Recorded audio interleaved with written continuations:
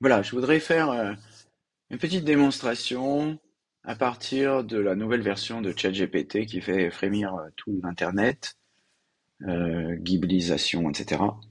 Mais moi, je vais faire quelque chose qui est très clinique. Je n'ai pas d'avis positif ni négatif. Je teste le logiciel et je suis un processus. Parce que moi, ce qu'on m'a vendu, c'est que les processus marketing pouvaient être remplacés par des chaînes d'automatisation. Mon hypothèse de départ, ça me paraît bizarre parce que le processus de création de contenu, il est assez discontinu. Mais bon, c'est pas impossible, mais ça demande un peu de travail.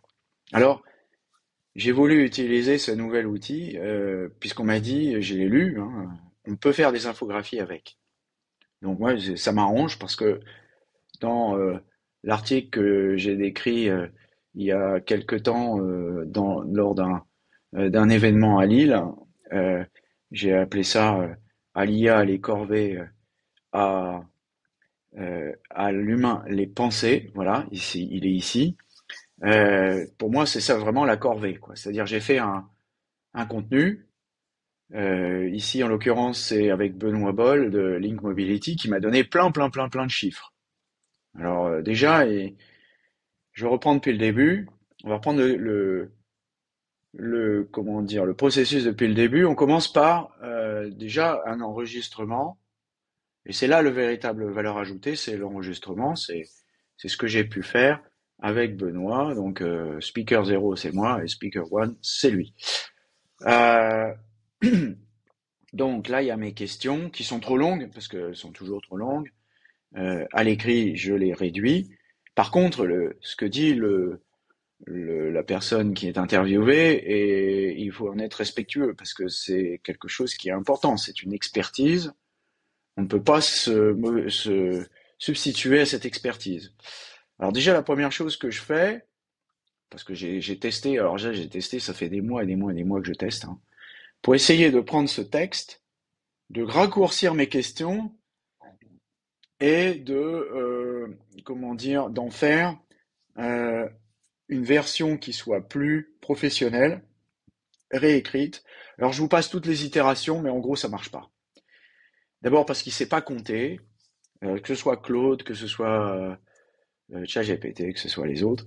Il veut absolument raccourcir le texte, ce qui n'est pas forcément mauvais, mais comme il fait des choix, eh bien, ça demande plus de temps d'aller vérifier ce qu'il a dit, ce qu'il a réécrit, qui est encore une fois pas tout à fait mauvais, mais qui n'est pas fidèle au texte de départ, et qui n'est pas non plus d'ailleurs un résumé fidèle. Parce que, comment dire, il fait des choix, et il fait des choix, mais comme c'est une machine statistique, elle fait des choix statistiques, et souvent elle passe à côté des choses. Elle passe à côté des anecdotes amusantes, des métaphores un peu difficiles à comprendre, comme la boule à neige de l'autre jour. Bon. Alors, euh, ici, ce que j'ai voulu faire, c'est faire une infographie. Donc, la première étape, je vous passe sur tout ce qui a été précédemment. En gros, ça a fini que l'article, je l'ai réécrit moi-même parce que de toute façon, ça marche pas. Donc, je l'ai réécrit moi-même et éventuellement, je me suis aidé, comme je le fais tout le temps, par des outils d'IA pour la partie grammaticale, pour vérifier l'orthographe, etc. Et c'est pas automatique. Et c'est pas linéaire non plus. Et c'est pas j'appuie sur un bouton, ça prend du temps. Alors ici, deuxième étape, j'ai voulu en extraire les chiffres. Pour pouvoir faire une infographie, il faut extraire les chiffres. Et là, je dois avouer, ça, c'est remarquable. Là, c'est 100% réussi. J'ai posé une question simple, extraire les chiffres, mettre les statistiques sous forme de liste à points hyper courte pour enfin faire une infographie à télécharger dans le format 16 neuvième, 1920 par 1080 points. Bon, d'abord, il a commencé par me faire une synthèse des chiffres. Alors ça, c'est très fort, parce qu'il a réussi à sortir le texte, à l'ordonner et à le mettre en forme. J'ai quasiment rien touché. Là, j'ai gagné du temps. Là, c'est vraiment impeccable. Encore une fois, là, l'IA a descendu les poubelles pour moi. Ça, c'est pas intéressant d'aller chercher les lignes où il y a des chiffres partout. Là, j'ai gagné du temps. C'est 100%. comment dire, valorisant. Puis après, voilà, j'ai créé l'image. Alors j'ai un peu ramé avant de trouver l'endroit où il fallait faire, mais bon, j'ai fini par réussir. Et il m'a créé une première image où il a pris certaines des informations qui sont au-dessus pour me faire une sorte de vignette un peu pourrie avec c'est très très moche et ça a aucun intérêt, c'est même pas bien mis en page et puis il manque les trois quarts des chiffres, c'est pas intéressant. Alors deuxième étape, faire un slide avec les infos statistiques. Alors à chaque fois qu'on fait un copier-coller depuis ce bidule-là, à chaque fois on se récupère des astérisques et des dièses. Donc à chaque fois, il faut demander d'enlever les astérisques et les dièses, ou alors lui demander de remettre là où il y a les astérisques, en fait c'est le gras, et les dièses, c'est à chaque fois qu'il y a des titres. Bon, je ne sais pas pourquoi ils ont fait ça, je suppose que c'est pour embêter les gens qui font des copier-coller. Et là, il me recrée une image, où là, il me remet bien tous les chiffres, sauf que il commence à changer le texte. Il me met des milliards de messages en noyé. Bien entendu, c'est pas bon. Alors, comme je suis pas content, et je sais que des fois, pour les fouetter un peu, il faut comment dire, les stimuler un peu. Je lui ai dit, pitoyable ce slide, parce que là vraiment, j'étais vraiment très déçu, quoi. Alors là, c'est ça qui est bien, il se fatigue jamais, il recommence. Donc, donne-moi 2 secondes. Veux-tu une infographie corporate impactante, design plat, j'ai mis corporate avec des icônes propres et élégantes. Et là, il y a un résultat qui est intéressant. Je vais l'agrandir pour qu'il soit plus beau. Voilà le résultat que j'ai obtenu. Très intéressant, bonne mise en page. Enfin, à peu près, parce qu'ici, à la droite, il y a des choses qui sont pas tout à fait bien faites, mais bon, peu importe. Il y a une bonne icône RCS ici. Il y a une icône un peu bizarre tout en bas sur la compatibilité RCS. Puis là, ça commence à déconner. Compatibilité avec un accent grave. Bon, ouais, c'est pas très grave. Bientôt avec un accent circonflexe à l'envers. C'est un peu étrange. Après, avec un point au-dessus qui n'a aucun sens. Et puis surtout, les 50%, on comprend pas ce que ça vient foutre là. Ça mélange. Et surtout en haut à droite, le Link Mobility, qui est pas du tout le bon logo. Alors je lui fournis le bon logo. Je lui dis voilà où est le logo. Deuxièmement, il y a des fautes d'orthographe. Troisièmement, il y a des incohérences. 50% de quoi, etc. Donc là, il recommence. Alors, il me refait la même chose. Là, ça commence à être bien. Euh, Sauf que 5 millions de messages envoyés, c'est un peu zarbi. Le logo de Link Mobility est toujours pas bon. Et il m'a pas cadré le bidule correctement. Ce qui fait que je serais obligé de bidouiller cette image sur Photoshop pour lui rajouter les morceaux d'icônes qui lui manquent. Bon. Alors je lui dis, bah, il faudrait qu'il y ait un peu de bordure, les icônes sont été rognées à gauche, il faudrait un titre aussi, le marketing mobile en 2025. Je n'avais pas vraiment percuté que le logo était pas bon, il me réinvente un nouveau logo. Toujours pas bon. Il me fait un cadre, il me dégage un peu les icônes, c'est mieux, c'est mieux.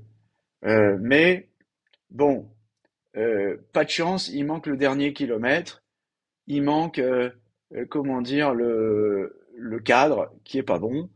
Alors, je réessaye. Déjà, je commence par essayer de remplacer le logo. Alors, il me met un autre logo qui ressemble un petit peu, mais qui n'est pas exactement le même. Pas de chance. Donc, il faut recommencer. Et puis, je recommence à nouveau, à nouveau avec le logo, mais ça ne marche toujours pas. Alors, j'essaye de le mettre dans Photoshop, j'ai essayé de le mettre dans Illustrator déjà, parce qu'il y a un problème avec ça, c'est qu'on ne peut pas le modifier. Donc on peut pas le modifier, donc c'est un gain de temps, mais en même temps, c'est une perte de temps, parce que à chaque fois, je vais, comment dire, me retrouver avec un problème. Alors, qu'il va falloir modifier. Donc j'ai toujours besoin de modifier. Donc ici, je vais le mettre dans Illustrator, parce qu'Illustrator est capable de retrouver les fontes. Mais en fait, non, parce que quand je vais le numériser, je perds la qualité des textes qui deviennent des images et qui sont dégradés. Alors, je récupère ça dans Photoshop, mais alors dans Photoshop, le problème, c'est que actuel en France, mais trouvé avec un accent qui n'est pas bon. Bientôt n'est pas bon non plus. Après, c'est pas bon non plus. Chez Link Mobility, bah ça va pas non plus. Il m'a mis un J à la place du Z. Et là, je veux dire, à force de modifier, parce que j'ai quand même essayé, hein, j'ai rajouté vous voyez, comme il m'avait toujours rogné la chose. Je reprends, voilà l'image que j'ai récupérée de ChatGPT. Je lui ai rajouté un cadre, mais pas de bol, il me l'a rajouté en carré, donc il fallait ensuite le corriger en carré à côté. Ici, j'ai corrigé envoyé à la main, ça m'a pris une plombe. Et puis je l'ai remis ici. Là, j'ai remis le bon logo. Bon, au bout d'un moment, j'ai craqué parce que bah, c'est finalement une perte de temps. L'infographie était pas mal. On sent qu'on n'en est pas loin. On pourra peut-être la faire un jour. Là, il y avait le texte. ChatGPT a fait le. Mais on n'en est pas encore là. Euh, mais on progresse. Je ne dis pas, on progresse. Bon, par contre, on n'est pas encore dans le merveilleux, hein. Parce que finalement, qu'est-ce que j'ai été obligé de faire? J'ai été obligé de faire finalement un truc qui est très moche, mais qui est juste. C'est-à-dire que j'ai repris les textes et je les ai remis ici, parce que ça m'a pris beaucoup moins de temps de faire une infographie sur Keynote qui est très moche, mais qui a été rapide à faire et qui est juste surtout. Ce qu'il me fallait, c'était qu'il n'y ait pas de faute et qu'il y ait les bons chiffres. Voilà. Donc j'ai choisi peut-être le moins disant graphique, mais en fait, euh, peu importe, plutôt que de passer mon temps à faire une infographie, j'ai passé plus de temps à faire du contenu et surtout à montrer des bons chiffres qui sont peut-être que les icônes sont moins bien et encore, je vois celle d'en haut à droite, la compatibilité RCS est un peu bizarre. Par contre, il a trouvé la bonne icône pour WhatsApp, ça c'est bien. Voilà, bon, il y a du bon. On n'en est pas loin. Je dirais, il manque les 50 derniers kilomètres quoi, pour arriver au résultat correct. Et bah, comme toujours, il n'y a pas d'outil miracle. C'est pas parce qu'on appuie sur un bouton que ça se passe tout seul. Ce sont des processus qui sont complexes. J'ai à peine fini mon infographie et que je m'aperçois que, bah non, finalement, j'ai oublié un truc, ou j'ai un chiffre en trop, ou j'ai enlevé machin, et puis finalement, j'ai un point ici, puis il faudrait que je l'enlève. Bon, c'est pas aussi simple que ça, d'appuyer sur un bouton et de faire que ça marche. Peut-être qu'un jour on pourra le faire. Ce qui manque aussi, c'est la possibilité de modifier le texte. Si on avait cette possibilité de récupérer un document qui soit modifiable, éditable, si j'utilise le mot anglais, sous un logiciel type Adobe Illustrator ou InDesign ou autre. Illustrator serait idéal parce que ça me permettrait de, ou pour les gens qui aiment Canva, Canva, par exemple, alors ça serait beaucoup mieux. Voilà. Mais là, pour l'instant, on n'y est pas encore. Peut-être que c'est pour la prochaine version, je sais pas. Et là, en l'occurrence, moi, j'aimerais bien que ça descende les poubelles, que ça fasse un petit peu plus du boulot, pas intellectuel, comme la réécriture des phrases pour qu'elles soient en bon français. Forcément, quand un interviewé donne son expertise en ligne, il est dans sa pensée, il n'est pas dans l'orthographe ni dans la grammaire. Des fois, il ou elle parle avec, comment dire, un ton de voix qui est proche du langage parlé, et donc qui n'est pas compatible avec une publication professionnelle. Bon, ben voilà, ça, on ne peut pas toujours pas le faire. J'ai manipulé des prompts dans tous les sens pour le faire. Je trouve même que d'ailleurs, il y a eu des régressions. Ça marchait mieux avant. Il y a eu un moment où j'ai presque pu l'utiliser, sauf qu'il, pareil, il me demandait plus de temps à les corriger et à les comparer ce qu'il avait fait par rapport. À chaque fois, je suis obligé de regarder la transcription réelle et la transcription, comment dire, qui a été faite corrigée par ChatGPT. Alors finalement, dans les outils que j'aime le plus, il y a Gladia, hein, parce que ça, effectivement, c'est un outil qui est professionnel et qui ne demande pas qui ne fait pas d'interprétation personnelle du texte. Il se contente d'en faire la transcription, c'est basique, mais bon, en plus l'interface n'est pas très belle, mais bon, on s'en fout.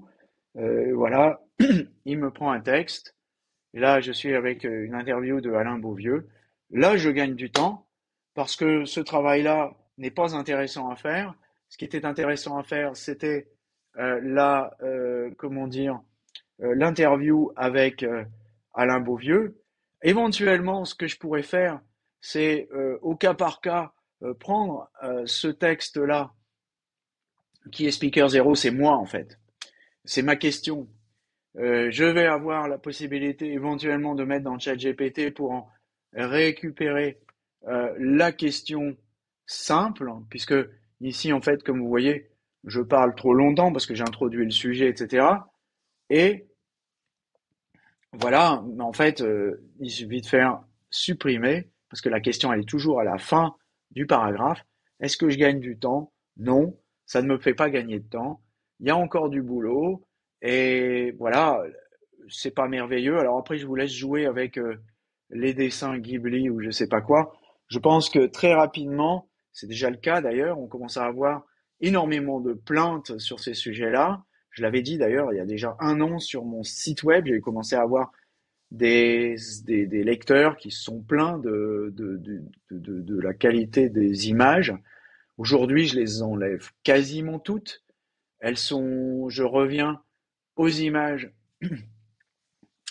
comme les photos par exemple, comme l'IA est une menace pour l'environnement. Il m'arrive des fois de recourir à l'IA ou des dessins ici. Alors là, ici, j'ai un mélange de dessins personnels et d'IA. Hein, ça, c'est pour ceux qui me disent que je sais pas mélanger les deux. Euh, ça dépend pourquoi et ça dépend pourquoi j'ai envie de le faire. Ici, sur la boule à neige, ben, j'ai pas de boule à neige sous la main parce que j'en ai pas chez moi. Je pourrais faire une photo ou je pourrais aller photographier ça dans un magasin, auquel cas je vais me faire engueuler parce que dans les magasins, ils aiment pas trop qu'on fasse des photos. Euh, Là, il y a là une valeur ajoutée. Il y a une valeur ajoutée au petit dessin style années 30 sur la personnalisation que je trouve assez joli et qui utilise d'ailleurs mes facteurs de personnalisation. Ou alors, les deux qui sont en bas aussi, c'est aussi du Midjourney, mais sur lesquels j'ai travaillé beaucoup de temps, plutôt que de prendre un truc très brut de décoffrage. Ce qu'il faut, c'est que ça ressemble à ce que je fais moi et non pas à ce que fait l'ensemble de la population sur ChatGPT. Vous voyez, par exemple, celui sur l'intelligence artificielle générale, j'ai fait un peu un, une exception parce qu'il y a un robot, mais parce que ça parle de ça. Ceci étant, bon, je suis pas complètement convaincu du dessin, il n'est pas impossible que je le change. Et au fur et à mesure, je remplace ces images qui ne me plaisent pas par des images un peu plus qualitatives. Voilà, parce que sinon on arrive à ça. Alors là, bon, c'est une interview et qui utilise un slide qui a été fait par quelqu'un d'autre, donc et avec ChatGPT, ça se voit bien. Donc là, ça illustre la démo. Donc je garde le visuel, bien entendu, mais voilà, on voit immédiatement que c'est une image IA stéréotypée qui finalement finit par être un peu gênante. Voilà. Mais bon, donc là, je dirais, il y a encore un peu de travail. Hein. On va pas s'émerveiller. La révolution est en marche, comme disait l'autre, mais il y a encore du boulot. Voilà. Donc pour les affolements sur LinkedIn, ben, il faudra pas compter sur moi.